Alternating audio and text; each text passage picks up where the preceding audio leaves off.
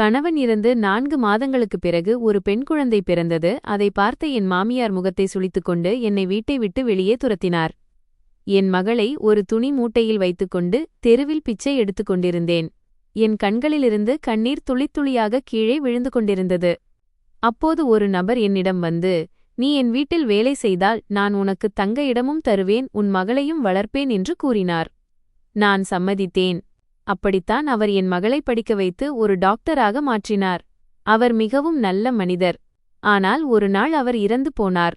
அவரை சுடுகாட்டிற்கு அழைத்துச் சென்றபோது அவருடைய சிதையை பார்த்து அனைவரும் அதிர்ச்சியில் உறைந்து போயினர். ஏனென்றால் கடந்த பல ஆண்டுகளாக என் மகள், "கடவுளே, இந்த முழு உலகத்திலும் எங்களைப் போன்ற ஆதரவற்றவர்களுக்கு ஒரு கூரை கூட மிஞ்சவில்லையா?" என்று நான் நடுங்கும் உதடுகளுடன் கூறினேன். என் மடியில் அழுது கொண்டிருந்த நைனாவை என் ஷாலுக்குள் மறைக்க வீணாக முயற்சி செய்தேன். அது கடுமையான குளிர்காலம். குளிரினால் என் உடல் நடுங்கிக் கொண்டிருந்தது. இரவின் நிசப்தம் எவ்வளவு ஆழமாக இருந்ததென்றால் எனக்கே என் மூச்சுக்காற்றைக் கேட்டு பயமாக இருந்தது. சாலையோரம் அமர்ந்திருந்த நான் என்னை இந்த உலகிலேயே மிகவும் துரதிர்ஷ்டசாலி பெண்ணாக உணர்ந்தேன். எதிரே இருந்த சாலை முற்றிலும் வெறிச்சோடி இருந்தது. ஒவ்வொரு சில நிமிடங்களுக்கும் ஒரு வாகனம் மிக வேகமாக என்னை கடந்து சென்றது. ஆனால் சாலையோரம் அமர்ந்திருக்கும் ஒரு நிராதரவான தாயையும் அவளுடைய பசியுள்ள குழந்தையையும் யாரும் கவனிப்பதாக தெரியவில்லை. என் நெஞ்சில் ஒரு வலியின் புயல் எழுந்து கொண்டிருந்தது. எனக்கு ஏன் இந்த தண்டனை கிடைக்கிறது? அப்படி நான் என்ன குற்றம் செய்தேன்? நான் இந்த நினைவுகளில் மூழ்கியிருந்தபோது தூரத்தில் வந்த ஒரு காரின் ஹெட்லைட் வெளிச்சம் என் கண்களில் பட்டது. அந்த வெளிச்சம் மிகவும் பிரகாசமாக இருந்ததால் நான் என் கையை கண்களுக்கு குறுக்கே வைத்துக்கொண்டேன். மற்ற வாகனங்களைப் போலவே இந்த காரும் வேகமாக சென்றுவிடும் என்று நினைத்தேன். ஆனால் ஒருவேளை இன்றைய இரவில் எனக்கு இன்னும் அவமானங்கள் எழுதப்படவில்லை போலிருக்கிறது. காரின் வேகம் குறைந்து அது எனக்கு மிக அருகில் வந்து நின்றது. பளபளக்கும் கருப்பு நிற பெரிய காரின் கண்ணாடி மெதுவாக கீழே இறங்கியது. நான் பயந்து போய் என் குழந்தையை இன்னும் இறுக்கமாக அணைத்துக் கொண்டேன். காரின் உள்ளே இருந்து வெள்ளை முடி கொண்ட ஒரு முதியவர் என்னை பார்த்தார். அவர் முகத்தில் சுருக்கங்கள் இருந்தன, ஆனால் கண்களில் ஒருவிதமான பாசம் தெரிந்தது. அவர் சில நொடிகள் அமைதியாக என்னையும் என் மடியில் இருந்த குழந்தையையும் ஏதோ ஆழ்ந்த சிந்தனையுடன் பார்த்தார். ஒருவேளை யாரையாவது அடையாளம் காண முயற்சி செய்கிறாரோ என்னவோ. திடீரென்று அவர் காரின் கதவை திறந்து வேகமாக கீழே இறங்கி வந்தார். அவர் நடக்கும் விதத்தில் ஒருவித படபடப்பு இருந்தது. அது எனக்கு புரியவில்லை. "மகளே, நீ யார்? நள்ளிரவில் இவ்வளவு கடும் குளிரில் தனியாக இங்கே என்ன செய்கிறாய்?" என்று கேட்டார். அவர் குரலில் லேசான நடுக்கம் இருந்தது. அது குளிரினால் அல்ல, மாறாக உள்ளுக்குள் இருந்த ஏதோ ஒரு வலியினால் ஏற்பட்டது போல தெரிந்தது. நான் பயந்து கொண்டே அவரை பார்த்தேன். அவர் கண்களில் கருணையை கண்டேன். நான் ஏதாவது சொல்ல நினைத்தேன், ஆனால் குளிராலும் பசியாலும் என் குரல் தொண்டையிலேயே அடைத்துக் கொண்டது. நான் வெறும் தலையை மட்டும் அசைத்தேன். அதற்கு எனக்கு தங்குவதற்கு இடமில்லை என்று அர்த்தம். என்னுடைய இந்த மௌனமான பதில் அவர் இதயத்தை இன்னும் வேதனைப்படுத்தியது போல தெரிந்தது. அவர் உடனே, "இல்லை மகளே, உன்னை இந்த நிலையில் விட்டுவிட்டு என்னால் செல்ல முடியாது. இதோ பார், உன் குழந்தை குளிரில் நீல நிறமாக மாறிக்கொண்டிருக்கிறாள். கடவுளுக்காக என் பேச்சைக் கேள், காரில் ஏறு. உன்னை ஒரு பாதுகாப்பான இடத்திற்கு நான் அழைத்துச் செல்கிறேன். உன்னை இங்கே சாலையில் சாகவிட மாட்டேன்" என்றார்.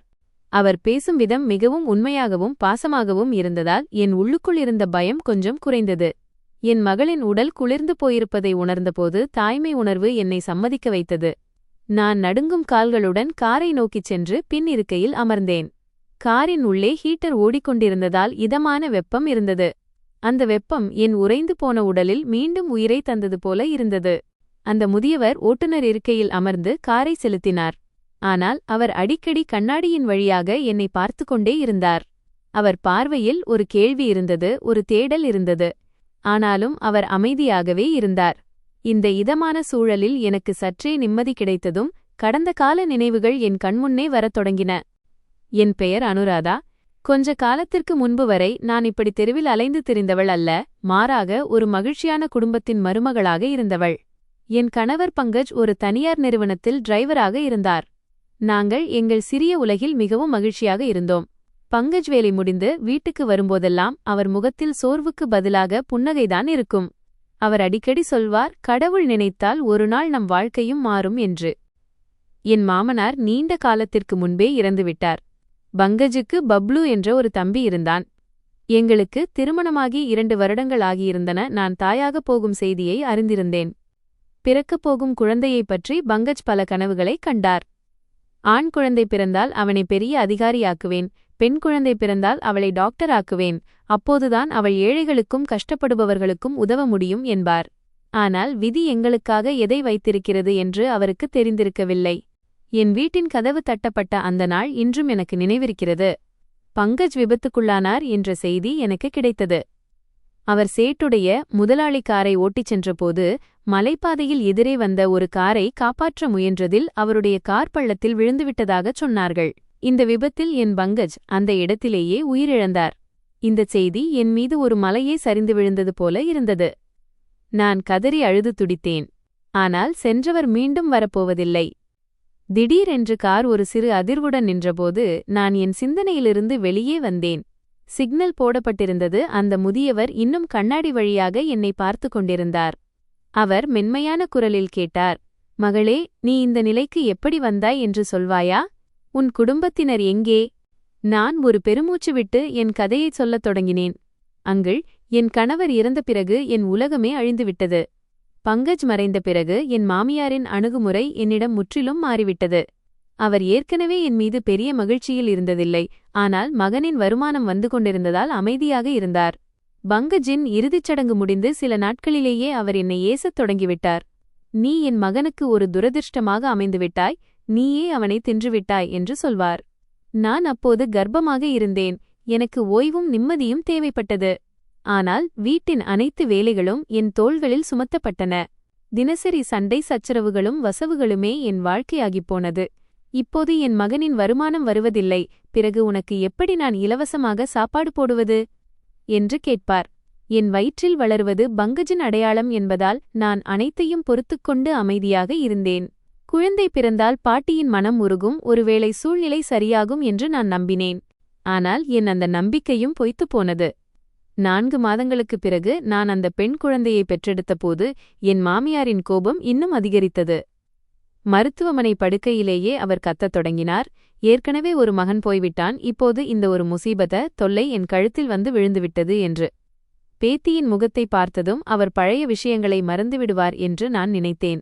ஆனால் அவர் குழந்தையை மடியில் எடுப்பது ஒருபுறம் இருக்கட்டும், அவளை திரும்பி பார்ப்பதை கூட விரும்பவில்லை. வீட்டுக்கு திரும்பியதும் அவர் என்னிடம் வெளிப்படையாக சொல்லிவிட்டார், அனுராதா, காது கொடுத்து கேட்டுக்கொள். இந்த வீட்டில் சம்பாதித்து வருபவர்கள் மட்டும்தான் இருக்க முடியும். நீ இங்கே இருக்க வேண்டுமென்றால் இந்த குழந்தையை ஏதாவது ஒரு அனாதை இல்லத்தில் விட்டுவிட்டு வா, இல்லையென்றால் உன் வழியை பார்த்து கொண்டு போ. நான் ஒரு தாய். என் குழந்தையை நான் எப்படி விட்டுவிட முடியும்? நான் அவர் கால்களை பிடித்து கெஞ்சினேன், மாஜி, கடவுளுக்கு பயப்படுங்கள், இது உங்கள் மகனின் கடைசி அடையாளம் என்று. ஆனால் அவர் இதயத்தில் எள்ளளவும் கருணை இல்லை. இன்று மாலை அவர் என் சில உடைமைகளை வீட்டை விட்டு வெளியே வீசி எறிந்து கதவை சாத்திக் கொண்டார். என் பேச்சைக் கேட்டு அந்த முதியவர் அமைதியாகிவிட்டார். ஆனால் அவர் கண்கள் கலங்கியிருப்பதை நான் பார்த்தேன். கார் மீண்டும் நகரத் தொடங்கியது. நான் என் பேச்சைத் தொடர்ந்தேன். அங்கிள், மாமியார் வீட்டிலிருந்து வெளியே வந்த பிறகு என் சகோதரர் எனக்கு ஆதரவு தருவார் என்று நினைத்தேன். பெற்றோர் மறைந்த பிறகு எனக்கு இருந்த ஒரே சொந்தம் அவன்தான். அழுது கொண்டே என் குழந்தையை நெஞ்சோடு அணைத்துக்கொண்டு அண்ணன் வீட்டுக்குச் சென்றேன். என்னை பார்த்ததும் அண்ணியின் முகம் மாறிவிட்டது. ஆனால் அண்ணன் எனக்கு தண்ணீர் கொடுத்து உட்கார வைத்தார். மாமியார் என்னை வீட்டை விட்டு துரத்திவிட்டதையும் இப்போது எனக்கு தங்க இடமில்லை என்பதையும் அவரிடம் சொன்னபோது அண்ணன் என் கண்களை பார்க்கத் தயங்கித் தலையை குனிந்து கொண்டார். அப்போது அண்ணி மிக கடுமையான சொற்களில் சொன்னார், அனுராதா, இன்றைய காலம் எவ்வளவு விலைவாசி ஏறிய காலம் என்று உனக்கு தெரியும். எங்களுடைய செலவுகளே சமாளிக்க கடினமாக இருக்கிறது. உன்னையும் உன் குழந்தையையும் வைத்துக்கொள்ளும் அளவுக்கு எங்களிடம் பெரிய வீடும் இல்லை. அண்ணனும் தன் மனைவியின் பேச்சிற்கு தலையாட்டிவிட்டு, அனுராதா சகோதரி, நீ புரிந்து கொள்ள முயற்சி செய். நான் நிராயுதபாணியாக இருக்கிறேன். உன்னை எப்போதும் என் வீட்டில் வைத்துக்கொள்ள முடியாது. நீ வேறு ஏதாவது இடத்தை தேடிக்கொள்வதுதான் நல்லது என்றார். சொந்தங்களின் இந்த மனிதாபிமானமற்ற செயல் என் இதயத்தை உடைத்துவிட்டது. நான் அங்கிருந்து எழுந்து தெருக்களில் அலைந்து திரிந்தேன். இரவு நேரமாகிவிட்டதால் களைத்துப் போய் நீங்கள் என்னை காரில் ஏற்றிய அதே நடைபாதையில் வந்து அமர்ந்தேன். நான் பேசி முடித்தபோது கார் ஒரு மிகப் பெரிய மற்றும் பிரம்மாண்டமான நுழைவாயிலின் முன்னால் வந்து நின்றது.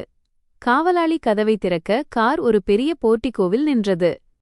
அந்த வீடு ஒரு அரண்மனையைப் போலவே இருந்தது. எங்கும் ஒளிமயமாக இருந்தது. வேலைக்காரர்கள் அங்குமிங்கும் ஓடிக்கொண்டிருந்தனர். அந்த முதியவர் காரிலிருந்து இறங்கி வந்து என் பக்கத்து கதவை திறந்தார்.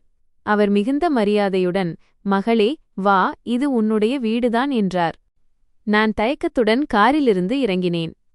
என் பழைய ஷாலும் அழுக்குத் துணிகளும் அந்த பிரம்மாண்ட அரண்மனையில் பார்ப்பதற்கு மிகவும் விசித்திரமாக இருந்தன. ஆனால் அந்தச் சேட்டு முதலாளி என்னைச் சிறிதும் தாழ்வாக உணரவிடவில்லை. அவர் வேலைக்காரர்களை கூப்பிட்டு காந்தா மௌசி என்ற வயதான பெண்ணை அழைத்துச் சொன்னார். "காந்தா, இவர்களை விருந்தினர் அறைக்கு அழைத்துச் செல். இவர்களுக்கு வெந்நீர் மற்றும் உணவுக்கு ஏற்பாடு செய். இவர்களுக்கு எந்த குறையும் இருக்கக்கூடாது." பிறகு அவர் என் பக்கம் திரும்பி, "என் பெயர் கோவிந்த். எல்லாரும் என்னை கோவிந்த் சேத் என்று அழைப்பார்கள். இன்றையிலிருந்து நீ இந்த வீட்டின் கௌரவம். உனக்கு இங்கே எந்த குறையும் இருக்காது. நீ இந்த வீட்டை பராமரித்துக் கொண்டு உன் மகளை நன்றாக வளர்த்தால் போதும். இந்த பெண் குழந்தை படித்து பெரிய நிலைக்கு வரவேண்டும் என்று நான் விரும்புகிறேன்" என்றார். நான் ஆச்சரியத்தில் மூழ்கிப் போனேன். ஒரு அறிமுகமில்லாத மனிதர் என் மீது ஏன் இவ்வளவு அக்கறை காட்டுகிறார்? அவருக்கு எப்படி நன்றி சொல்வதென்றே எனக்கு புரியவில்லை. நான் நடுங்கும் குரலில், "கோவிந்த் சேத், உங்கள் இந்த உதவியை நான் வாழ்நாள் முழுவதும் மறக்க மாட்டேன். நீங்கள் எனக்காக கடவுளாகவே வந்துள்ளீர்கள். இல்லையென்றால் இன்றைய இரவில் நானும் என் குழந்தையும் உயிருடன் மிஞ்சியிருக்க மாட்டோம்" என்றேன். அவர் ஒரு நீண்ட மூச்சுவிட்டு என்னை பார்த்தார். அவர் கண்களில் சிறிது நேரத்திற்கு முன்பு நான் கவனித்த அதே விசித்திரமான வலியும் ஈரமும் இருந்தது. அவர் மெதுவாக, "மகளே, மற்றவர்களுக்கு உதவுவது மனிதனின் கடமை. அதுவுமில்லாமல் இந்த குழந்தையின் முகத்தில் எனக்கு என்னுடைய எதிர்காலம் தெரிகிறது" என்று கூறிவிட்டு, நான் அவர் கண்ணீரை பார்த்துவிடக்கூடாது என்பதற்காக தன் கண்களை மறைத்துக்கொண்டு அங்கிருந்து வேகமாக சென்றார். எனக்கும் நைனாவிற்கும் ஒரு அழகான மற்றும் இதமான அறை கொடுக்கப்பட்டது. மென்மையான படுக்கையும் வயிறு நிறைந்த உணவும் எங்களை நிம்மதியாக உறங்க வைத்தன. அடுத்த நாள் காலை என் வாழ்க்கையின் புதிய அத்தியாயம் தொடங்கியது. கோவிந்த் சேத் அந்த வீட்டின் தலைவிக்கான அதிகாரத்தை எனக்கு கொடுத்திருந்தார். நானும் வீட்டின் முழு வேலைகளையும் கவனித்துக் கொள்ளத் தொடங்கினேன். வேலைக்காரர்களும் எனக்கு மிகுந்த மரியாதை அளித்தனர். காலம் செல்லச் செல்ல நான் என் மகள் நைனாவுடன் அங்கு மிகுந்த நிம்மதியுடன் வாழ்ந்து வந்தேன். கோவிந்த் சேத்தின் அணுகுமுறை என்னிடம் மிகுந்த பாசமாக இருந்தது. ஆனால் நைனா மீது அவர் காட்டிய அதீத ஈடுபாட்டைக் கண்டு நான் அடிக்கடி வியந்து போவேன். அவர் அலுவலகத்திலிருந்து திரும்பியதும் முதலில் நைனாவைப் பற்றித்தான் கேட்பார். அவளுக்காக ஏராளமான பொம்மைகளையும் விலையுயர்ந்த உடைகளையும் வாங்கி வருவார். பெரும்பாலும் மாலையில் நைனாவை தன் மடியில் அமர வைத்துக் கொண்டு விளையாடுவார். "என் மகளே, நீ நிறைய படிக்க வேண்டும். நீ ஒரு டாக்டராகி கஷ்டப்படுபவர்களுக்கு உதவ வேண்டும். நீ உன் அப்பாவின் பெயரை நிலைநாட்ட வேண்டும்" என்று அவளிடம் சொல்லிக் கொண்டிருப்பார். நான் சமையலறை வாசலில் நின்று இதையெல்லாம் பார்க்கும்போது ஒரு ஆதரவற்ற குழந்தையைப் பற்றி அவர் ஏன் இவ்வளவு பெரிய கனவுகளை காண்கிறார் என்று சிந்திக்கத் தொடங்குவேன். அவர் அவளை தன் சொந்த பேத்தியைப் போலவே நேசித்தார். சொல்லப்போனால் அதைவிட அதிகமாகவே நேசித்தார். சில நேரங்களில் நான் இரவு நேரத்தில் தண்ணீர் எடுப்பதற்காக சமையலறைக்குச் செல்லும்போது கோவிந்த் சேத்தின் அறையில் விளக்கு எரிந்து கொண்டிருக்கும். ஓரிரு முறை அவர் தன் நாற்காலியில் அமர்ந்து கொண்டு ஏதோ ஒரு பழைய புகைப்படத்தை பார்த்து கொண்டிருப்பதையும் அவர் கண்களில் இருந்து கண்ணீர் வழிவதையும் நான் பார்த்திருக்கிறேன். அவர் முகத்தில் அவ்வளவு ஆழமான சோகம் இருக்கும். அதை பார்த்தால் என் இதயமே நடுங்கும். ஒருநாள் நான் துணிச்சலை வரவழைத்துக் கொண்டு அவருக்கு தேநீர் கொடுக்க அவர் அறைக்குச் சென்றேன். அப்போதும் அவர் அந்த புகைப்படத்தில் மூழ்கியிருந்தார். என் காலடிச் சத்தம் கேட்டு அவர் திடுக்கிட்டு அந்த புகைப்படத்தை ஒரு டைரிக்குள் மறைத்து வைத்தார். அவர் ஏதோ ஒன்றை மறைக்கிறார் என்பதையும் அவருடைய இதயத்தில் ஏதோ ஒரு பாரம் இருக்கிறது என்பதையும் நான் உணர்ந்தேன். நான் அவரிடம், "சேத் ஐயா, நீங்கள் நலமாக இருக்கிறீர்களா? ஏதேனும் பிரச்சனையா?" என்று கேட்கத் துணிந்தேன். அவர் கட்டாயமாக ஒரு புன்னகையை வரவழைத்துக் கொண்டு, "இல்லை மகளே, ஒன்றுமில்லை. இது வெறும் முதுமைதான். பழைய நினைவுகள் சில சமயம் கவலை தரும். நீ போய் ஓய்வெடு" என்றார். நான் அங்கிருந்து வந்துவிட்டேன். ஆனால் என் மனதில் கேள்விகள் சுற்றிக்கொண்டே இருந்தன. அப்படி அந்த புகைப்படத்தில் யார் இருந்தார்கள்? யாரை பார்த்து அவர் இவ்வளவு அழுகிறார்? அரண்மனை போன்ற இந்த மாளிகையின் சுவர்களுக்குள் ஏதோ ஒரு ரகசியம் மறைந்திருக்கிறது. அது இன்னும் எனக்கு தெரியவில்லை என்று தோன்றியது. கோவிந்த் சேத்தின் அளவுக்கு அதிகமான கருணையும் நைனாவின் எதிர்காலத்தில் அவருக்கு இருக்கும் இந்த அதீத ஆர்வமும் வெறும் மனிதநேயம் மட்டும் இருக்க முடியாது. ஆனால் நான் அமைதியாக இருந்தேன். எனக்கும் என் மகளுக்கும் ஒரு கூரையையும் கௌரவத்தையும் கொடுத்ததற்காக கடவுளுக்கு நன்றி சொல்லிக் கொண்டிருந்தேன். நைனா வளர்ந்து வந்தாள். காலம் வேகமாக ஓடியது. ஆனால் கோவிந்த் சேத்தின் கண்களில் இருந்த அந்த மறைக்கப்பட்ட வலி காலப்போக்கில் இன்னும் ஆழமாகிக் கொண்டே இருந்தது. காலம் அதன் போக்கில் நகர்ந்து கொண்டிருந்தது. கோவிந்த் சேத்தின் அந்த ஆடம்பரமான வீட்டின் பாதுகாப்பான 4 சுவர்களுக்குள் நைனா குழந்தைப் பருவத்திலிருந்து இளமைப் பருவத்திற்கு மாறத் தொடங்கினாள். கோவிந்த் சேத்தின் அரவணைப்பு அவள் தலைக்கு மேல் ஒரு அடர்ந்த மரத்தைப் போல இருந்தது. அது உலகத்தின் எந்த துயரமும் அவளை தாக்காமல் பாதுகாத்தது. நைனா பள்ளிக்குச் செல்ல தயாராகும்போது கோவிந்த் சேத் அவளுக்காக போர்ட்டிகோவில் காத்திருப்பதை நான் அடிக்கடி கவனிப்பேன். அவளை காரில் ஏற்றி உட்கார வைத்துவிட்டு ஓட்டுநரிடம் கவனமாக ஓட்டு என்று ஒரு பொக்கிஷத்தை பாதுகாப்பது போல பலமுறை சொல்லுவார். மாலையில் அவள் திரும்பி வந்ததும் அவர் தன் வேலைகள் அனைத்தையும் விட்டுவிட்டு அவள் பேசுவதை கேட்டுக்கொண்டிருப்பார். அவளுடைய பள்ளி பாடப்புத்தகங்களை பார்ப்பார். அவளுக்கு ஏதேனும் பாடங்களில் சந்தேகமிருந்தால் மணிக்கணக்கில் அமர்ந்து அவளுக்கு புரிய வைப்பார். நைனா பள்ளியில் மிகவும் புத்திசாலியான மற்றும் சுறுசுறுப்பான பெண்ணாக கருதப்பட்டாள். ஆசிரியர்களும் அவளை பாராட்டுவதில் சளைத்ததில்லை. அவளுடைய ஒவ்வொரு வெற்றிக்கும் கோவிந்த் சேத் அடையும் மகிழ்ச்சி சொல்ல வார்த்தைகளே இல்லை. நைனா 10ஆம் வகுப்புத் தேர்வு எழுதியது எனக்கு இன்றும் நினைவிருக்கிறது. ரிசல்ட் வரும் நாளன்று நைனாவை விட கோவிந்த் சேத்திடம்தான் அதிக படபடப்பு இருந்தது. அவர் வரவேற்பறையில் இங்குமங்கும் நடந்து கொண்டிருந்தார். அடிக்கடி வெளியே காரின் சத்தம் கேட்கிறதா என்று கவனித்துக் கொண்டிருந்தார். நைனா வந்து தான் பள்ளியில் மட்டுமல்லாமல் ஒட்டுமொத்த போர்டு தேர்விலேயே முதலிடம் பிடித்திருப்பதாக சொன்னபோது சேத் ஐயாவின் முகம் மகிழ்ச்சியில் மலர்ந்தது. அவர் ஒரு குழந்தையைப் போல கைதட்டத் தொடங்கினார். பள்ளியின் ஆண்டு விழாவின் போது அவருடைய நெஞ்சு பெருமையால் விரிந்தது. அவர் முன்வரிசை இருக்கையில் அமர்ந்திருந்தார். அவருடைய கண்கள் மேடையிலேயே நிலைத்திருந்தன. தொகுப்பாளர் நைனாவின் பெயரை அழைத்தபோது தன் இருக்கையிலிருந்து முதலில் எழுந்து நின்றது கோவிந்த் சேத் தான். அரங்கம் முழுவதும் கரகோஷத்தால் அதிர்ந்தது. என் கண்களில் மகிழ்ச்சி கண்ணீர் வழிந்தது. நைனா மேடைக்குச் சென்று தன் பரிசையும் கோப்பையையும் பெற்றுக்கொண்டாள். பிறகு மைக் பிடித்து தன் இந்த வெற்றிக்குக் காரணம் தன் தாத்தா கோவிந்த் சேத் தான் என்று அறிவித்தாள். அப்போது நான் பார்த்தேன், அவருடைய வயதான கண்களிலிருந்து கண்ணீர் வழிந்து கொண்டிருந்தது. அவரால் தன் உணர்ச்சிகளை கட்டுப்படுத்த முடியவில்லை. விழா முடிந்த பிறகு மக்கள் அவருக்கு வாழ்த்துச் சொல்ல வந்தனர். அப்போது ஒருவர், சேத் ஐயா, இது உங்கள் பேத்தியா என்று கேட்டார். அவர் உடனே நைனாவை தன் அருகில் இழுத்து அணைத்துக்கொண்டு பெருமையுடன் சொன்னார், ஆமாம், இது என் பேத்தி. இது என் மகள். நான் ஒரு பக்கம் நின்று இதையெல்லாம் பார்த்துக் கொண்டிருந்தேன். என் இதயம் ஒருவிதமான நன்றியுணர்வாலும் பாரத்தாலும் நிறைந்தது. வீட்டிற்கு திரும்பும்போது காரில் சூழல் மிகவும் மகிழ்ச்சியாக இருந்தது. ஆனால் என் மனதில் அதே பழைய கேள்வி மீண்டும் எழுந்தது. நான் துணிச்சலை வரவழைத்துக் கொண்டு கேட்டே விட்டேன், சேத் ஐயா, நீங்கள் எங்கள் மீது ஏன் இவ்வளவு கருணை காட்டுகிறீர்கள்? நாங்கள் உங்களுக்கு எந்த விதத்திலும் சொந்தமில்லை. நான் உங்கள் வீட்டில் வேலை செய்யும் ஒரு பெண். நைனா ஒரு அனாதை சிறுமி. அப்படியிருக்க அவளை உங்கள் சொந்த பிள்ளையை விட அதிகமாக ஏன் நேசிக்கிறீர்கள்? உலகத்தவர் பலவிதமாக பேசுகிறார்கள். சில சமயங்களில் உங்கள் இந்த உதவி எங்களால் ஈடுகட்ட முடியாத ஒரு பாரமாக மாறிவிடுமோ என்று எனக்கு பயமாக இருக்கிறது.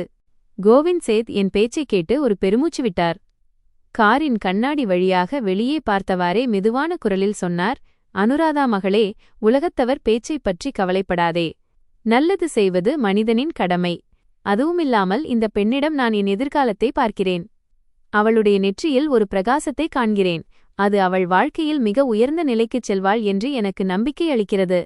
நீ இதைப் பற்றியெல்லாம் யோசிக்காமல் அவளுடைய படிப்பில் மட்டும் கவனம் செலுத்து. அவள் ஒரு டாக்டராக வேண்டும் என்று நான் விரும்புகிறேன். ஒரு அனாதை சிறுமி எவ்வளவு தூரம் உயர முடியும் என்பதை இந்த உலகம் பார்க்க வேண்டும். அவருடைய பதில் எப்போதும் போல முழுமையற்றதாகவே இருந்தது. ஆனால் அவர் பேசும் விதத்திலிருந்த உண்மை என்னை அமைதியாக்கிவிட்டது. இருந்தாலும் இது வெறும் மனிதநேயம் மட்டுமல்ல, ஏதோ ஒரு ரகசியத்தை அவர் தன் நெஞ்சில் புதைத்து வைத்திருக்கிறார் என்று என் உள்ளுணர்வு சொல்லியது. ஆண்டுகள் மாதங்களைப் போல வேகமாக கடந்தன. கோவிந்த் சேத் எதற்காக மிகவும் ஆவலுடன் காத்திருந்தாரோ அந்த நாளும் வந்தது. 12ஆம் வகுப்பிலும் நைனா சாதனை மதிப்பெண்களுடன் வெற்றி பெற்றாள்.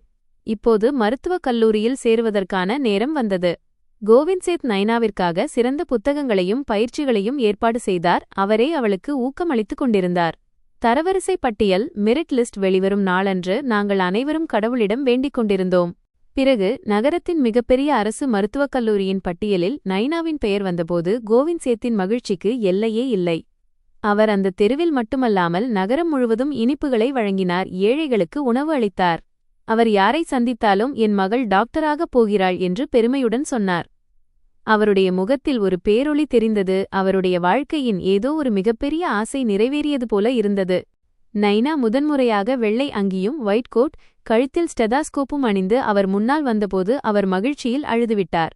அவர் தன் நாற்காலியிலிருந்து எழுந்து நைனாவின் நெற்றியில் முத்தமிட்டார். நைனா குனிந்து அவர் பாதங்களைத் தொட்டு வணங்கிச் சொன்னாள், தாத்தா, நீங்கள் மட்டும் இல்லையென்றால் இன்று நான் யாருடைய வீட்டிலாவது பாத்திரம் கழுவிக் கொண்டிருப்பேன் அல்லது ஏதேனும் தொழிற்சாலையில் கூலி வேலை செய்து கொண்டிருப்பேன். இந்த வெள்ளை அங்கியும் இந்த மரியாதையும் உங்களால் மட்டுமே கிடைத்தது. நீங்கள் எனக்கு என் தந்தையை விட குறைவானவர் அல்ல. நான் கற்பனை கூட செய்து பார்க்க முடியாத ஒரு வாழ்க்கையை எனக்கு கொடுத்திருக்கிறீர்கள். கோவிந்த் சேத் நைனாவின் தலையில் கை வைத்து கம்மிய குரலில் சொன்னார். இல்லை மகளே, இது உன்னுடைய கடின உழைப்பிற்கும் உன் தாயின் பிரார்த்தனைக்கும் கிடைத்த பலன். இதில் என் சாதனை எதுவும் இல்லை. நான் ஒரு கருவி மட்டுமே. உனக்கு உதவக் கடவுள் என்னை தேர்ந்தெடுத்தார். ஒருவேளை இதுதான் என் வாழ்க்கையின் லட்சியமாக இருந்திருக்க வேண்டும்.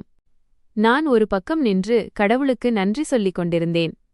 மனதிற்குள் கோவிந்த் சேத் நீண்ட ஆயுளுடனும் ஆரோக்கியத்துடனும் இருக்க வேண்டுமென்று வேண்டிக் கொண்டேன். கடவுளே, எங்களைப் போன்ற ஆதரவற்றவர்களுக்கு இவ்வளவு மரியாதையை வழங்கிய இந்த தேவதூதனை எப்போதும் மகிழ்ச்சியாக வைத்திரு என்று வேண்டினேன். ஆனால் என் மனதின் ஏதோ ஒரு மூலையில் இன்னும் ஒரு கேள்வி உறுத்திக் கொண்டே இருந்தது.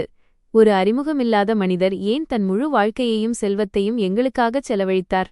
நைனா இப்போது ஒரு தகுதியுள்ள மருத்துவராகிவிட்டாள். அவளுடைய மருத்துவப் பணியையும் தொடங்கிவிட்டாள். என்ன அற்புதமான கதை! இதன் இறுதிப் பகுதியை, அந்த ரகசியம் வெளிப்படுமிடம், நீங்கள் மொழிபெயர்க்க விரும்புகிறீர்களா? எங்கள் வாழ்க்கை வறுமையின் இருளிலிருந்து விலகி மகிழ்ச்சியின் ஒளியில் வந்திருந்தது.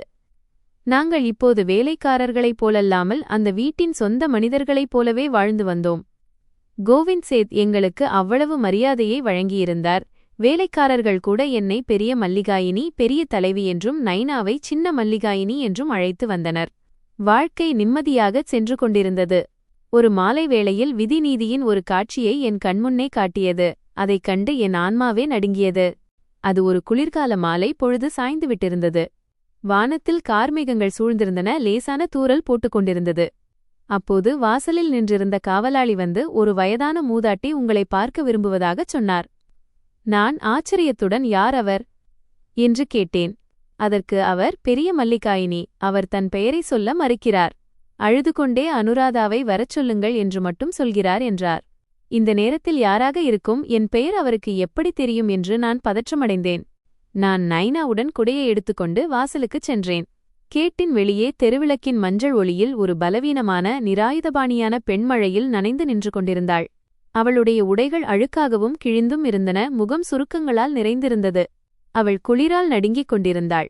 நான் உற்று பார்த்தபோது என் கால்கள் அங்கேயே உறைந்து நின்றன. மூச்சுக்காற்று நின்று போனது. அவர் வேறு யாருமல்ல, என் மாமியார். தன் இளமை மற்றும் அதிகாரத்திமிரால் என்னை வீட்டை விட்டுத் துரத்திய அதே பெண்மணி. என் பிஞ்சுபால் குழந்தையிடம் கூட இரக்கம் காட்டாதவர். இன்று அவர் நோயாலும் முதுமையாலும் முற்றிலும் சிதைந்து போயிருந்தார். அவருடைய முதுகு கூன் விழுந்திருந்தது. கண்களின் பார்வையும் மங்கியிருந்தது. தன் மருமகளும் பேத்தியும் இப்போது நகரின் மிகப்பெரிய செல்வந்தரின் வீட்டில் இருக்கிறார்கள் என்றும், பேத்தி ஒரு டாக்டர் ஆகிவிட்டாள் என்றும் அவருக்கு எங்கிருந்தோ தெரிந்திருக்கிறது. என்னை பார்த்ததும் அவர் தள்ளாடிக்கொண்டே முன்னால் வந்து என் கால்களில் விழுந்தார். அனுராதா மகளே, அனுராதா, என்னை அடையாளம் தெரிகிறதா? நான் உன் மாமியார். கடவுளுக்காக என்னை மன்னித்து விடு. உனக்கு நான் பெரிய துரோகம் செய்துவிட்டேன். நான் வழிதவறிவிட்டேன். என் பாவங்களுக்கு பலன் கிடைத்துவிட்டது. என் இளைய மகன் திருமணத்திற்குப் பிறகு என்னை விட்டுவிட்டு சொத்துக்கள் அனைத்தையும் விற்றுவிட்டு தன் மனைவியுடன் வெளியூருக்கு சென்றுவிட்டான். இப்போது எனக்கு தங்குவதற்கு இடமில்லை. நான் தெருத்தெருவாக அலைந்து கொண்டிருக்கிறேன். மக்கள் எனக்கு பிச்சை கூட போடுவதில்லை. கடவுளுக்காக என்னை உன்னுடன் வைத்துக்கொள். நான் உன் வேலைக்காரியாகவே இருக்கிறேன். எனக்கு ஒரு கூரை மட்டும் கொடு என்று கதறினார். என் மாமியாரை இந்த நிலையில் பார்த்தபோது பழைய காயங்கள் அனைத்தும் மீண்டும் பசுமையாகின. என் இதயம் அழுதது. அந்த இருண்ட பயங்கரமான இரவு என் கண்முன்னே நிழலாடியது. பாலகன் குழந்தையுடன் என்னை அந்த குளிரிரவில் வீட்டை விட்டு வெளியே துரத்திய அந்த இரவு. நீ ஒரு அபசகுனம், இந்த குழந்தையை அனாதை இல்லத்தில் விட்டுவிடு என்று அவர் சொன்ன விஷமான வார்த்தைகள் என் காதுகளில் ஒலித்தன. அப்போது நான் எங்கே போவேன் என்று அவர் நினைக்கவில்லை. அன்று நான் அவர் கால்களை பிடித்தேன். ஆனால் அவர் என்னை உதைத்துத் தள்ளினார். என் இதயம் ஒரு நிமிடம் இளகியது. எவ்வாறாயினும் அவர் என் மறைந்த கணவர் பங்குஜின் தாய், மேலும் வயதானவர். ஆனால் அடுத்த கணமே என் ஆன்மாவும் சுயமரியாதையும் விழித்துக் கொண்டன. என் தாய்மையை கேலி செய்து என் மகளை கொல்லத் துணிந்தவர் இவர்தான். நான் என்னை கட்டுப்படுத்திக் கொண்டு உறுதியான குரலில் சொன்னேன், மாஜி, நான் உங்களை கடவுளுக்காக மன்னித்துவிட்டேன். ஏனென்றால் நான் உங்களைப் போல கல் நெஞ்சம் கொண்டவள் அல்ல. நீங்கள் என் பங்கஜின் தாய், அதனால் உங்களுக்குரிய மரியாதை அப்படியே இருக்கும். ஆனால் என்னால் உங்களை இந்த வீட்டில் என்னுடன் வைத்துக்கொள்ள முடியாது. எனக்கும் என் மகளுக்கும் உங்கள் உதவி தேவைப்பட்ட அந்த நேரத்தை நான் மறக்கவில்லை. அப்போது நீங்கள் எங்களை தூக்கியெறிந்தீர்கள். நாங்கள் நடைபாதையில் தூங்கினோம், பசியால் தவித்தோம். அப்போது உங்களுக்கு எங்களைப் பற்றி நினைவில்லை. அப்போது உங்களுக்கு உங்கள் பேத்தி நினைவுக்கு வரவில்லை. இன்று கடவுள் எங்களுக்கு கௌரவம் கொடுத்தவுடன் உங்களுக்கு உறவு நினைவுக்கு வந்துவிட்டதா? நான் உங்களை மன்னிக்கிறேன், ஆனால் உங்களை சேர்த்துக் கொள்ள முடியாது. இதுவே என் இறுதி முடிவு. நைனா அமைதியாக இதை பார்த்து கொண்டிருந்தாள். அவள் கண்களிலும் கண்ணீர் இருந்தது, ஆனால் அவள் என்னை தடுக்கவில்லை. ஏனென்றால் நாங்கள் எவ்வளவு துயரங்களை அனுபவித்தோம் என்பது அவளுக்கும் தெரியும். என் மாமியார் கெஞ்சினார், அழுது புரண்டார். ஆனால் உறவுகள் கட்டாயத்தினாலோ அல்லது சுயநலத்தினாலோ நிலைக்காது என்பது எனக்கு தெரியும். நான் என் பையிலிருந்து கொஞ்சம் பணம் எடுத்து அவர் கையில் கொடுத்து, ஓட்டுநரிடம் அவரை பேருந்து நிலையம் வரை விட்டு வருமாறும் அவர் வேறு எங்கேனும் செல்ல விரும்பினால் அதற்கான வாடகையையும் கொடுத்து விடுமாறு கூறினேன். அவர் அழுது கொண்டே காரில் ஏறிச் சென்றார். நைனா என்னை அணைத்துக்கொண்டு சொன்னாள், அம்மா, நீங்கள் செய்தது முற்றிலும் சரி. கஷ்டமான காலங்களில் கைவிடுபவர்களும் அநீதி இழைப்பவர்களும் நல்ல காலங்களில் உடனிருக்கும் உரிமையை இழந்துவிடுகிறார்கள். அன்று இரவு நான் மிகுந்த நிம்மதியுடன் உறங்கினேன். பல ஆண்டுகால பாரம் என் நெஞ்சிலிருந்து இறங்கியது போலவும் கடவுள் எனக்கு நீதி வழங்கிவிட்டது போலவும் உணர்ந்தேன். இந்த சம்பவத்திற்குப் பிறகு சில காலத்திலேயே வீட்டின் சூழல் சோகமயமாக மாறியது. எங்கள் வாழ்க்கையின் ஆதாரமாக விளங்கிய எப்போதும் சிரித்துக் கொண்டிருந்த கோவிந்த் சேத் திடீரென்று நோய்வாய்ப்பட்டார். அவருடைய இருமல் அதிகரித்தது, முகம் வெளிறிப்போனது. நைனா அவரை பரிசோதித்து சோதனைகளை செய்தபோது அவருக்கு தீவிரமான இதய நோய் இருப்பதும் இதயம் மிகவும் பலவீனமடைந்திருப்பதும் தெரியவந்தது. இப்போது அவரால் எந்த அதிர்ச்சியையும் மன அழுத்தத்தையும் தாங்க முடியாது என்ற நிலை ஏற்பட்டது. நாங்கள் நகரின் பெரிய பெரிய மருத்துவர்களிடம் அவரை அழைத்துச் சென்று காட்டினோம். என்ன ஒரு உணர்ச்சிகரமான திருப்பம்! கதையின் இறுதிக்கட்டத்தை, அதாவது கோவிந்த் சேத் ஏன் இவ்வளவு உதவி செய்தார் என்ற அந்த பெரிய ரகசியம் வெளியாகும் பகுதியை மொழிபெயர்க்க தயாரா? அனைத்து வகையான விலையுயர்ந்த சிகிச்சைகளையும் செய்தோம், ஆனால் அவருடைய நிலைமை தொடர்ந்து மோசமடைந்து கொண்டே வந்தது. பலவீனம் எவ்வளவு அதிகரித்ததென்றால் எழுந்து உட்காருவது கூட அவருக்கு கடினமாகி போனது. நானும் நைனாவும் இரவும் பகலும் அவருடைய சேவையிலேயே மூழ்கியிருந்தோம். நைனா மருத்துவமனையிலிருந்து விடுப்பு எடுத்துக்கொண்டு அவர் தலைமாட்டிலேயே அமர்ந்திருப்பாள். தன் கைகளாலேயே அவருக்கு மருந்துகளை ஊட்டுவாள். அவர் அடிக்கடி அரைகுறை தூக்கத்தில் என் கையையும் நைனாவின் கையையும் பிடித்துக்கொள்வார். அப்போது அவர் கண்களிலிருந்து கண்ணீர் வழிந்தோடும். ஒரு இரவு நான் அவருடைய அறையில் நலம் விசாரிக்கச் சென்றபோது அவர் முழித்துக் கொண்டிருந்தார், கூரையையே பார்த்து கொண்டிருந்தார். என்னை பார்த்ததும் சைகை காட்டி அருகில் அழைத்தார். என்னுடைய கையை தன் குளிர்ந்த மற்றும் பலவீனமான கைகளால் பிடித்துக்கொண்டு சொன்னார், அனுராதா மகளே, இப்போது என் நேரம் நெருங்கிவிட்டது. நான் இப்போது நிம்மதியாக இறக்க முடியும் என்பதில் எனக்கு மகிழ்ச்சி. நான் என் கடனை தீர்த்துவிட்டேன். என் தோள்களில் இருந்த அந்த பாரம் இப்போது குறைந்துவிட்டது. இனிமேல் என்னால் பங்கஜன் கண்களை நேருக்கு நேர் பார்க்க முடியும். அவருடைய அந்த கடன் பற்றிய பேச்சு எனக்கு புரியவில்லை.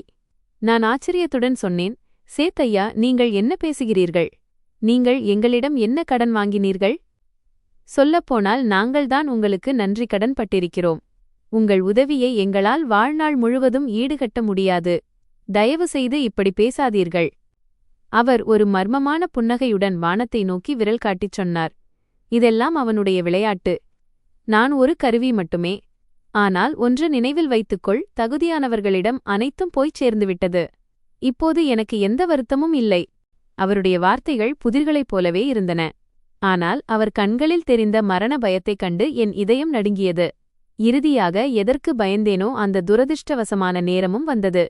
ஒரு சோகமான மற்றும் வெறிச்சோடிய குளிர்கால மாலையில் கோவிந்த் சேத் எங்களை கதறவிட்டு இந்த உலகத்தை விட்டு பிரிந்து சென்றார். அவர் மறைந்த செய்தி நகரம் முழுவதும் காட்டுத்தீ போல பரவியது. இதை கேட்டதும் மக்கள் கூட்டம் அலைமோதியது. அவர் அனைவருக்கும் ஒரு மீட்பரைப் போல மசிஹா இருந்ததால் அந்த பகுதியே சோகத்தில் மூழ்கியது. நகரத்தின் பெரிய மனிதர்கள் அனைவரும் அவருடைய இறுதிச் சடங்கில் கலந்து கொள்ள வந்தனர். அவர் உயிருடன் இருந்தபோது நலம் விசாரிக்க கூட வராதவர்களும் அவருடைய சொத்தின் மீது ஆசைப்பட்டு பொய்யாக கண்ணீர் வடிக்கும் தூரத்து உறவினர்களும் திடீரென்று அங்கே வந்து சேர்ந்தனர். அவர்கள் மூலைகளில் நின்று கொண்டு ரகசியமாக பேசிக் கொண்டிருந்தனர். இறுதிச் சடங்கின்போது ஒரு விசித்திரமான மற்றும் வியக்கத்தக்க காட்சி அரங்கேறியது. அவருடைய உடலை குளிப்பாட்டியபோது முகம் தனிப்பிரகாசத்துடன் ஜொலித்தது. அவரை சுடுகாட்டிற்கு அழைத்துச் சென்றபோது அங்கே திடீரென்று ரோஜா மலரைப் போன்ற ஒரு இனிமையான நறுமணம் பரவியது. அந்த மனம் எவ்வளவு தீவிரமாகவும் நிம்மதி அளிப்பதாகவும் இருந்ததென்றால் அங்கே இருந்த ஒவ்வொரு மனிதனும் ஆச்சரியத்தில் உறைந்து போனான். இந்த மனம் எங்கிருந்து வருகிறது என்று மக்கள் ஒருவரை ஒருவர் பார்த்து கொண்டனர். அது சாதாரண அத்தரின் மனம் அல்ல. ஏதோ ஒரு தெய்வீக வாசனை நாலாபுறமும் பரவியது போல இருந்தது. அவருடைய சிதையை அடுக்கியபோது விறகுகள் தானாகவே எரிவது போல தோன்றியது. அங்கிருந்த பண்டிதர் உரத்த குரலில் சொன்னார், கடவுளின் அருள் இப்படிப்பட்ட மனிதர்கள் மீதுதான் இருக்கும். நிச்சயம் இந்த மனிதர் தன் வாழ்க்கையில் ஏதோ ஒரு மிகப்பெரிய புண்ணியத்தை செய்திருக்க வேண்டும். கடவுளுக்கு மிகவும் பிடித்த ஏதோ ஒரு நற்செயலை இவர் செய்திருக்கிறார். மக்கள் அவருடைய நற்செயல்களைப் பற்றி பேசத் தொடங்கினர். மரியாதையுடன் சிதையின் சாம்பலை வணங்கினர். நானும் நைனாவும் ஒரு மூலையில் நின்று அழுது கொண்டிருந்தோம். எங்களை பொறுத்தவரை அவர் கடவுளுக்கு குறையாதவர். அவர்தான் எங்கள் வாழ்க்கையை மாற்றியவர், எங்கள் ஆதாரம், எங்கள் உதவியாளர். ஆனால் என் காதுகளில் கோவிந்த் சேத்தின் கடைசி வார்த்தைகள் மீண்டும் மீண்டும் ஒலித்துக் கொண்டே இருந்தன. நான் என் கடனை தீர்த்துவிட்டேன். அவருடைய மறைவுக்குப் பிறகு என் காலடியிலிருந்து தரையே நழுவுவது போன்ற ஒரு ரகசியம் வெளிப்படப் போகிறது என்பதும், அவர் எந்த கடனை பற்றி பேசினார் என்பது எனக்கு தெரியப் போகிறது என்பதும் அப்போது எனக்கு தெரியாது. கோவிந்த் சேத்தின் அந்த தூரத்து உறவினர்கள், அவருடைய வாழ்நாளில் ஒருமுறை கூட வீட்டுப்பக்கம் வராதவர்கள், இன்று அவருடைய வரவேற்பறையில் அமர்ந்திருந்தனர். அவர்களின் கண்கள் வீட்டின் விலையுயர்ந்த பொருட்கள் மற்றும் சொத்துக்களின் மீதே நிலைத்திருந்தன. நானும் நைனாவும் ஒரு மூலையில் அழுது கொண்டிருந்தோம். அப்போது கோவிந்த் சேத்தின் பழைய வழக்கறிஞர் மிஸ்டர் குரானா தன் பிரீஃப்கேஸுடன் உள்ளே வந்தார். அவர் வந்ததும் அறை முழுவதும் நிசப்தம் நிலவியது. அனைவருடைய பார்வையும் அவர் கையில் இருந்த கோப்பின் ஃபைல் மீது விழுந்தது. ஏனெனில் கோவிந்த் சேத் கோடிக்கணக்கான சொத்துக்களுக்கு அதிபதி என்பதும் அவருக்கு வாரிசுகள் இல்லை என்பதும் அனைவருக்கும் தெரியும். எனவே ஒவ்வொருவரும் தங்களை தாங்களே வாரிசாக கருதிக் கொண்டிருந்தனர். வழக்கறிஞர் அனைவரையும் கூர்ந்து கவனித்துவிட்டு தொண்டையை சீர் செய்து கொண்டு சொன்னார், கோவிந்த் சேத் மிகவும் கொள்கைப்பிடிப்புள்ள மனிதர் என்பது உங்கள் அனைவருக்கும் தெரியும். அவர் தன் வாழ்நாளிலேயே அனைத்து முடிவுகளையும் எடுத்துவிட்டார். அவர் முழு உணர்வுடன் தயாரித்த அவருடைய சட்டப்பூர்வமான வசியத உயில் என்னிடம் உள்ளது. இதைக் கேட்டதும் உறவினர்கள் காதுகளை கூர்மையாக்கிக் கொண்டனர். அப்போது கோவிந்த் சேத்தின் அத்தையின் மகள் என்று கூறிக்கொண்ட ஒரு பருமனான பெண்மணி உடனே சொன்னார், வழக்கறிஞர் அவர்களே, சீக்கிரம் சொல்லுங்கள். கோவிந்த் அண்ணன் எங்களுக்காக என்ன விட்டுச் சென்றிருக்கிறார்? இறுதியில் நாங்கள்தானே அவருடைய இரத்த உறவுகள். வழக்கறிஞர் நிதானமாக கோப்பை திறந்து படிக்கத் தொடங்கினார். கோவிந்த் சேத் ஆகிய நான் முழு உணர்வுடன் இந்த உயிலை எழுதுகிறேன். என் மறைவுக்குப் பிறகு என்னுடைய அசையும் மற்றும் அசையா சொத்துக்கள் அனைத்தும், என் வங்கி இருப்பு மற்றும் இந்த வீடு அனைத்தும் என்னுடைய வளர்ப்பு மகள் டாக்டர் நைனா மற்றும் அவளுடைய தாய் அனுராதா பெயருக்கு மாற்றப்பட வேண்டும். இதைக் கேட்டதும் அந்த அறையில் ஒரு குண்டு வெடித்தது போன்ற நிசப்தமும் அதிர்ச்சியும் நிலவியது. இந்த கதையின் இறுதி முடிவை, அதாவது பங்கஜுக்கும் கோவிந்த் சேத்துக்கும் இடையிலான அந்த ரகசிய உறவை நீங்கள் தெரிந்து கொள்ள விரும்புகிறீர்களா? அடுத்த பகுதியில் உண்மை வெளிப்படும். அனைவருடைய முகங்களும் ஆச்சரியத்தாலும் கோபத்தாலும் நிறைந்தன. இதுவரை அழுது நாடகமாடிக்கொண்டிருந்த உறவினர்கள் திடீரென்று தங்கள் உண்மையான நிறத்தை காட்டத் தொடங்கினர். அவர்கள் கத்திக்கூச்சலிட்டனர், இது எப்படி சாத்தியம்? இந்த உயில் போலியானது. கோவிந்த் சேத் ஒன்றும் பைத்தியம் கிடையாது, தன் முழு சொத்தையும் இந்த 2 சாதாரண பெண்களின் பெயரில் எழுதி வைப்பதற்கு. இந்த பெண்கள் அவர் வீட்டில் வேலை செய்தவர்கள்தானே. நிச்சயம் இந்த அனுராதா கோவிந்த் சேத் மீது ஏதோ பில்லி சூனியம் செய்திருக்க வேண்டும், அல்லது சாப்பாட்டில் எதையாவது கலந்து கொடுத்து அவரை தன் வசப்படுத்தியிருக்க வேண்டும். அப்போதுதான் அவரிடமிருந்து இந்த உயிலை எழுதியிருக்க முடியும். அவர்களின் பேச்சைக் கேட்டதும் என் ரத்தம் கொதித்தது. நைனா கோபத்தில் எழுந்து நின்றாள். ஆனால் நான் அவள் கையைப் பிடித்து அமர வைத்தேன். வழக்கறிஞர் மேசையின் மீது பலமாகத் தட்டி அனைவரையும் அமைதிப்படுத்திவிட்டு கடுமையான குரலில் சொன்னார், கவனமாக இருங்கள். யாராவது கோவிந்த் சேத்தின் குணத்தைப் பற்றி விரல் நீட்டினாலோ அல்லது அவர் மீது பழி சுமத்தினாலோ ஜாக்கிரதை. இந்த உயில் முற்றிலும் சட்டப்பூர்வமானது மற்றும் சட்டத்தின் பார்வையில் சரியானது. கோவிந்த் சேத் ஏற்கனவே என்னிடம் சொல்லியிருந்தார், அவர் இறந்த பிறகு நீங்கள் இப்படித்தான் நாடகமாடுவீர்கள் என்று. அதனால்தான் இந்த உயிலுடன் ஒரு தனிப்பட்ட கடிதத்தையும் விட்டுச் சென்றுள்ளார். அதை அனுராதா ஜி மட்டுமே படிக்க முடியும். அவருடைய வீடு மற்றும் சொத்துக்களின் அனைத்து பத்திரங்களும் லாக்கர் சாவியும் இப்போது அனுராதா ஜியின் பொறுப்பு. அந்த பேராசை பிடித்த உறவினர்களை புறக்கணித்துவிட்டு வழக்கறிஞர் ஒரு மூடிய உரையையும் ஒரு சிறிய தங்க நிறச் சாவியையும் என் உள்ளங்கையில் வைத்துச் சொன்னார், அனுராதாஜி, இது கோவிந்த் சேத்தின் தனிப்பட்ட லாக்கர் சாவி. இது அவருடைய படுக்கையறையில் இருக்கிறது. அவர் மறைந்த பிறகு முதலில் நீங்கள் அந்த லாக்கரை திறக்க வேண்டுமென்று அவர் சிறப்பாக கூறியிருந்தார். அதில் உங்களுக்காக ஏதோ ஒன்று இருக்கிறது. அதை நீங்கள் தெரிந்து கொள்வது மிக முக்கியம். இவை அனைத்தும் மிக திடீரென நடந்ததால் என் மூளை மரத்துப் போனது. உறவினர்கள் இன்னும் கத்திக் கொண்டிருந்தனர். நீதிமன்றத்திற்கு போவோம் என்று மிரட்டிக் கொண்டிருந்தனர். அவர்கள் இந்த உயிலை ஏற்க மாட்டார்களாம்.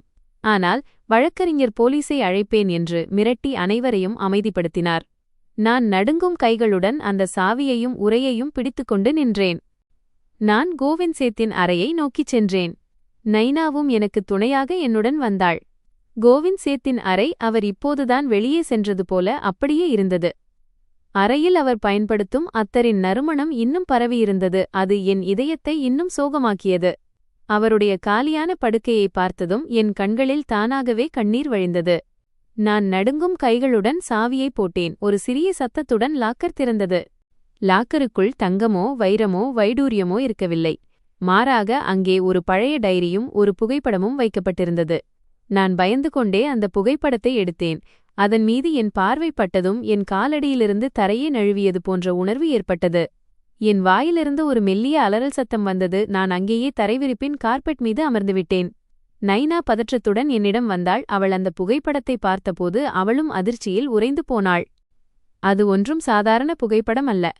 அது நானும் என் மறைந்த கணவர் பங்கஜும் மேடையில் அமர்ந்து சிரித்துக் கொண்டிருக்கும் புகைப்படம்.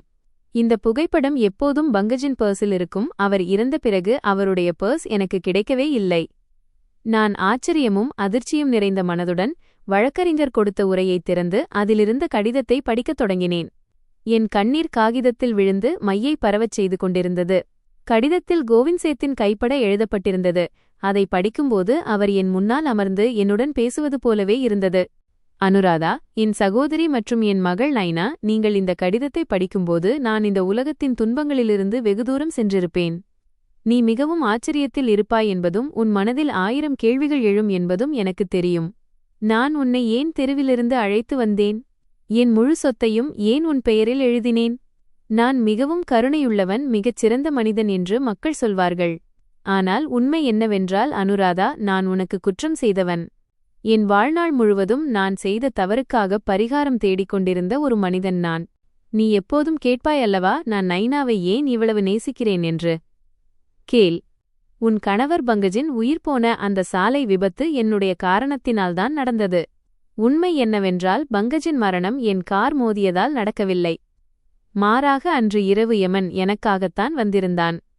மிக வேகமாக வந்த ஒரு லாரி கட்டுப்பாட்டை இழந்து என் காரை நசுக்கவிருந்தது. அப்போது திடீரென்று எங்கிருந்து வந்தாரோ தெரியவில்லை. பங்கஜ் தன் டாக்ஸியுடன் எனக்கும் அந்த லாரிக்கும் இடையில் வந்துவிட்டார். என் உயிரை காப்பாற்றுவதற்காக அவர் தன் டாக்ஸியை லாரிக்கு முன்னால் கொண்டு வந்து நிறுத்தினார். லாரி அவருடைய டாக்ஸியை முற்றிலும் நசுக்கிவிட்டது. அந்த தேவதூதன் போன்ற மனிதன் என் உயிரை காப்பாற்றிவிட்டுத்தான் மரணத்தின் வாயிலுக்குச் சென்றுவிட்டார். என் காரும் மோதியது. நான் மயக்கமடைந்தேன். நான் பல மாதங்கள் மருத்துவமனையில் உயிருக்கும் மரணத்திற்கும் இடையில் போராடிக் கொண்டிருந்தேன். எனக்கு நினைவு வந்து விபத்தை பற்றி விசாரித்தபோது தன் உயிரை பணயம் வைத்து என்னை காப்பாற்றிய அந்த டாக்ஸி டிரைவர் அந்த இடத்திலேயே இறந்துவிட்டார் என்று சொல்லப்பட்டது. இந்த கதையின் முடிவு மிகவும் நெகிழ்ச்சியானது. சேத் ஐயா ஏன் இவ்வளவு காலம் அமைதியாக இருந்தார் மற்றும் அவர் எப்படி உங்களை கண்டுபிடித்தார் என்பதை தெரிந்து கொள்ள விரும்புகிறீர்களா? அடுத்த பகுதிதான் கதையின் இறுதி திருப்புமுனை. கதையின் முடிவு: தியாகத்தின் மரபு மற்றும் மனிதாபிமானத்தின் வெற்றி. தமிழ் மொழிபெயர்ப்பு. போலீசார் பங்கஜின் எஞ்சிய பொருட்களை என்னிடம் கொடுத்தனர். அதில் அவரது இரத்தக்கரையுடன் கூடிய இந்த புகைப்படமும் இருந்தது. அந்த கணமே மருத்துவமனை படுக்கையில் கிடந்தவாறே நான் ஒரு சபதம் எடுத்தேன்.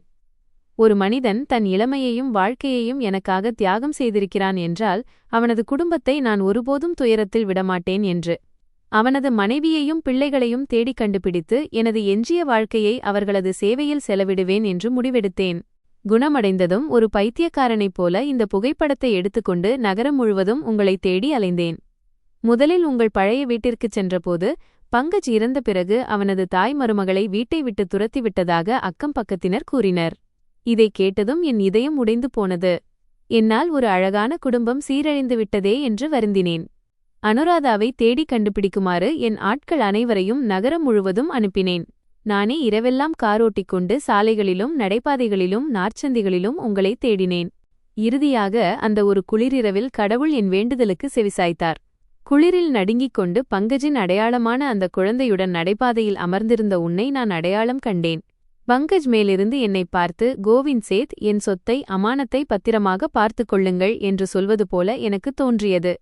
அன்று இரவு உன்னை காரில் ஏற்றியபோது உன் காலில் விழுந்து மன்னிப்புக் கேட்கவும் நான்தான் உன் கணவனின் இறப்பிற்கு காரணமான அந்த துரதிர்ஷ்டசாலி என்று கதறி அழவும் என் மனம் துடித்தது. ஆனால் நான் பயந்தேன் அனுராதா. நான் உண்மையைச் சொன்னால் உன் சுயமரியாதை என்னிடம் உதவி பெறுவதை தடுத்துவிடுமோ என்று அஞ்சினேன். ஒருவேளை என்னை ஒரு கொலைகாரனாக நினைத்து நீ காரை விட்டு இறங்கி விடுவாயோ என்று பயந்தேன். அதனால்தான் அமைதியாக இருப்பதே சரி என்று நினைத்து மனிதாபிமானத்திற்காக உதவி செய்கிறேன் என்று பொய் சொன்னேன். உண்மையில் இது எந்த உதவியும் இல்லை. இது பங்கஜிடம் நான் வாங்கிய கடன். அதை தீர்க்கவே நான் முயற்சி செய்தேன். இந்த சொத்து, இந்த வீடு, இந்த பணம் அனைத்தும் உனக்கும் நைனாவிற்கும் உரிய உரிமை. நைனாவை ஒரு டாக்டராக்க வேண்டுமென்று நான் கனவு கண்டதற்கு காரணம் பங்கஜ் தன் மகள் மக்களுக்கு சேவை செய்ய வேண்டுமென்று விரும்பினான். அவனது கனவை நனவாக்கவே நான் முயற்சி செய்தேன். இத்தனை ஆண்டுகளாக இந்த உண்மையை உன்னிடம் மறைத்ததற்காக என்னை மன்னித்துவிடு அனுராதா. என் கடைசி மூச்சுவரை நான் உனக்கும் பங்கஜுக்கும் நன்றிக்கடன் பட்டிருக்கிறேன். இப்போது நான் போகிறேன். நீ என்னை மன்னிப்பாய் என்று நம்புகிறேன். கடிதம் முடிந்தது. அறையில் நானும் நைனாவும் அழும் சத்தம் மட்டுமே எதிரொலித்தது. என் கண்ணீர் நின்றபாடில்லை. ஆனால் அந்த கண்ணீர் இப்போது இயலாமையால் வந்ததல்ல, மாறாக பெருமையாலும் நன்றியுணர்வினாலும் வந்தவை. நைனா அந்த புகைப்படத்தை என் கையிலிருந்து வாங்கி தன் நெஞ்சோடு அணைத்துக்கொண்டு விம்மி விம்மி அழுதாள். இன்று ஒரு மிகப்பெரிய உண்மை வெளிப்பட்டிருந்தது. என் மகள் ஒரு சாதாரண டிரைவரின் மகள் அல்ல, மாறாக தன் உயிரை கொடுத்து மனிதாபிமானத்திற்கு மிகச்சிறந்த உதாரணத்தை நிலைநாட்டிய ஒரு மனிதனின் மகள். மேலும் கோவிந்த் சேத், அவரை நான் ஒரு நல்ல முதலாளியாக மட்டுமே நினைத்தேன். ஆனால் அவர் உண்மையில் மிகச்சிறந்த மற்றும் உண்மையான மனிதராக இருந்தார். அவர் ஏதோ ஒரு கடனை தீர்க்கவில்லை, மாறாக எங்கள் வாழ்க்கையையே மாற்றியிருந்தார். அவர் நினைத்திருந்தால் எங்களுக்கு சில பணத்தை கொடுத்துவிட்டு தன் கடமையை முடித்திருக்கலாம். ஆனால் அவர் எங்களை தன் குடும்பத்தைப் போல பார்த்து கொண்டார். எங்களுக்கு மரியாதையை வழங்கினார். நாங்கள் கனவில் கூட நினைக்காத ஒரு நிலைக்கு எங்களை உயர்த்தினார். உறவினர்களின் பேச்சுகளும் ஏளனங்களும் இப்போது எனக்கு பொருட்டாகவே தெரியவில்லை. ஏனெனில் என்னிடம் உண்மையின் சாட்சி இருந்தது. அது உலகத்தின் அனைத்து செல்வங்களையும் விட மேலானது. ஜன்னல் வழியாக வெளியே பார்த்தேன். இரவின் இருள் சூழ்ந்திருந்தது. ஆனால் என் இதயம் ஒளியால் நிறைந்திருந்தது. கைகூப்பி கடவுளிடம் பிரார்த்தனை செய்தேன். பங்கஜ் மற்றும் கோவிந்த் சேத் இருவருக்கும் உமது பாதங்களில் இடம் கொடுங்கள். ஒருவர் எங்களுக்கு வாழ்க்கையை கொடுத்தார், இன்னொருவர் தன் உயிரைக் கொடுத்து எங்கள் வாழ்க்கையை காப்பாற்றினார். இன்று என் மகள் ஒரு மருத்துவரானதை பார்த்து முன்பை விட அதிக பெருமை கொண்டேன். ஏனெனில் அவளது அடித்தளம் வெறும் உதவியால் அமையவில்லை, மாறாக அவளது தந்தையின் தியாகத்தாலும் கோவிந்த் சேத்தின் மனிதாபிமானத்தாலும் அமைக்கப்பட்டிருந்தது. நான் நைனாவின் கண்ணீரை துடைத்து அவளிடம் சொன்னேன், மகளே, எப்போதும் தலைநிமிர்ந்து வாழ். நீ ஒரு வீரமான தந்தையின் மகள் மற்றும் ஒரு மாமனிதனின் வளர்ப்பு மகள். இந்த வீடு, இந்த மரியாதை, இந்த செல்வம் அனைத்தும் உனக்குரிய உரிமை. இதனை ஏற்றுக்கொண்டு உன் இரு தந்தையரின் பெயரையும் நிலைநாட்டச் செய். எப்போதும் மனிதாபிமானத்தைப் போற்று. நைனா, வாழ்க்கையில் ஒருபோதும் உண்மையிலிருந்து ஓடாதே. உண்மை எவ்வளவு பாரமாக இருந்தாலும் சரி, அதுதான் ஒரு மனிதனை வலிமையாக்குகிறது மற்றும் சரியான பாதையில் அழைத்துச் செல்கிறது. இன்று உனக்கு கிடைத்தது வெறும் செல்வம் மட்டுமல்ல, அது ஒரு தியாகத்தின் மரபு. இதனை எப்போதும் உன் இதயத்தில் பத்திரமாக வைத்துக்கொள். நண்பர்களே, உண்மையான மனிதாபிமானமும் தியாகமுமே மிகப்பெரிய தர்மம். சுயநலமின்றி மற்றவர்களுக்கு உதவுபவர்களின் நற்செயல்கள் ஒருபோதும் வீண் போகாது. உறவுகள் வெறும் இரத்தத்தினால் மட்டுமல்ல, கருணை, பொறுப்பு மற்றும் உணர்வுகளால் உருவாகின்றன. வாழ்க்கையில் மன்னிப்பதும் உண்மையை ஏற்றுக்கொள்வதுமே ஒரு மனிதனை உள்ளுக்குள் வலிமையாக்குகிறது. நண்பர்களே, நீங்கள் எந்த ஊரிலிருந்து எங்கள் கதையை கேட்டுக்கொண்டிருக்கிறீர்கள்? உங்களுக்கு இந்த கதை பிடித்திருந்தால் தயவுசெய்து கமெண்ட் செய்து சொல்லுங்கள். இந்த வீடியோவை லைக் செய்யுங்கள், முடிந்தவரை அதிகமாக பகிர்ந்து ஆதரவு ஹைப் கொடுங்கள். அதேபோல் சேனலை சப்ஸ்கிரைப் செய்ய மறக்காதீர்கள். எனது உழைப்பு உங்களுக்கு பிடித்திருந்தால் சூப்பர் தேங்க்ஸ் கொடுத்து உங்கள் அன்பையும் ஆதரவையும் காட்டுங்கள். அப்போதுதான் இதுபோன்ற சிறப்பான கதைகளை நான் உங்களுக்காக கொண்டுவர முடியும். இந்த கதை முற்றிலும் கற்பனையானது. இதில் காட்டப்பட்டுள்ள அனைத்து கதாபாத்திரங்கள், சம்பவங்கள் மற்றும் சூழல்கள் பொழுதுபோக்கு மற்றும் கதை சொல்லும் நோக்கத்திற்காக மட்டுமே உருவாக்கப்பட்டவை. இதற்கும் உயிருடன் இருப்பவர்களுக்கும் அல்லது இறந்தவர்களுக்கும், இடங்களுக்கும் அல்லது உண்மைச் சம்பவங்களுக்கும் எந்த தொடர்பும் இல்லை. நன்றி. உங்கள் கதையின் அனைத்து பகுதிகளும் முழுமையாகவும் விரிவாகவும் மொழிபெயர்க்கப்பட்டுள்ளன. உங்கள் சேனலுக்கு எனது வாழ்த்துகள்.